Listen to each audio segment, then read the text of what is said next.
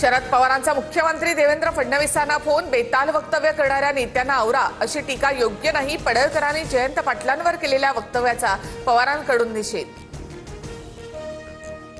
मुख्यमंत्री फडणवीसांकडून गोपीचंद पडळकर यांना समज, भविष्यात चांगला नेता व्हायचा असल्यास अशा प्रकारची विधानं करणं योग्य नाही। फडणवीसांचा पडळकरांना सल्ला। वादग्रस्त वक्तव्य न करण्याच्या मुख्यमंत्री फडणवीसांच्या फोनवरून सूचना, मी सूचनांचं पालन करेन। गोपीचंद पडळकर यांची प्रतिक्रिया। आमदार गोपीचंद पडळकर यांच्या वक्तव्याचे सांगली जिल्ह्यामध्ये पडसाद। जयंत पाटील समर्थकांचा निषेध मोर्चा। पडळकर नटरंगाची औलाद अशा आशयाचे बॅनर दाखवत जोरदार घोषणाबाजी। जयंत पाटील हा राजाराम बापू पाटील यांची औलाद वाटत नाही, काहीतरी गडबड आहे। गोपीचंद पडळकर यांनी सगळ्याच मर्यादा ओलांडल्या तर जयंत पाटलांकडून पडळकर यांच्या वक्तव्यावर प्रतिक्रिया देण्यास नकार। कुठल्याही व्यक्तींना पातळी सोडून बोलू नये, सर्वांनाच आरेला कार्य करता येतं, पण तशी आपली संस्कृती नाही। बोलताना जपून बोलला पाहिजे। पडळकरांनी जयंत पाटलांवर केलेल्या टीकेनंतर अजित पवारांची प्रतिक्रिया। मतभेद असावेत पण मनभेद नको, कुणी कुणावर वैयक्तिक टीका करू नये। सुसंस्कृतपणा दाखवल्याबद्दल मुख्यमंत्र्यांचे आभार। पडळकरांच्या जयंत पाटलांवरच्या वक्तव्यानंतर सुप्रिया सुळेंचं विधान। चुका होत असल्यास दुरुस्त कराव्यात, नाहीतर मंत्र्यांना खुर्ची खाली करावी लागेल। राष्ट्रवादीच्या चिंतन शिबिरातून अजित पवारांचा निर्वाणीचा इशारा। बैठक कुठे आणि किती वेळा झाली, भुजबळांनी पारदर्शकपणे राज्याला माहिती सांगावी।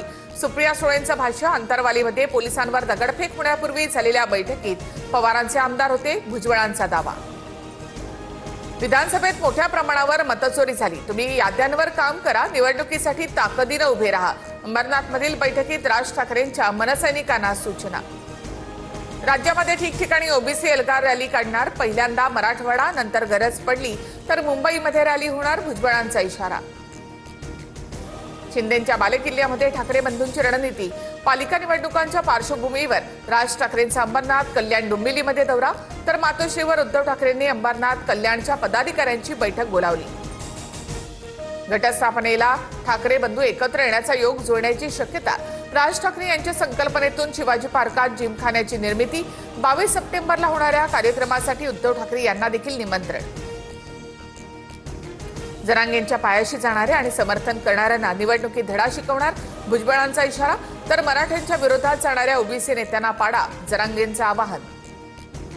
दिवाळीनंतर 3 टप्प्यांमध्ये स्थानिक स्वराज्य संस्थांच्या निवडणुका होणार।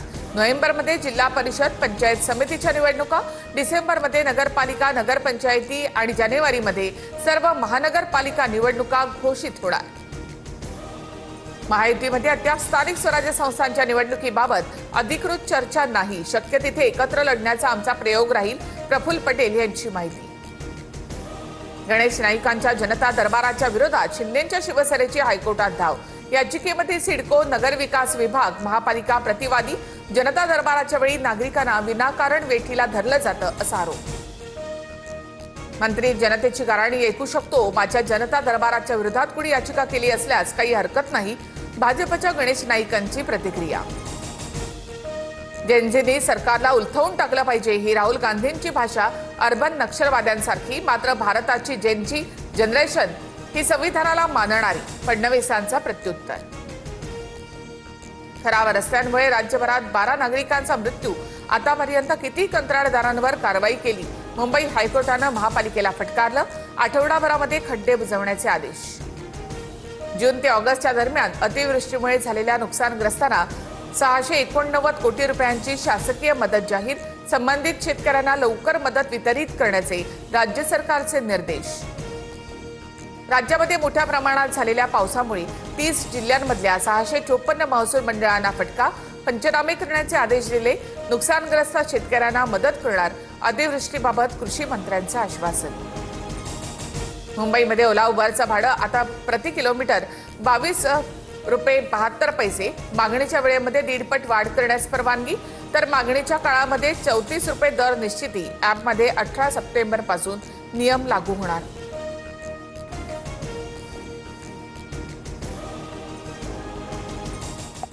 brought to you by NB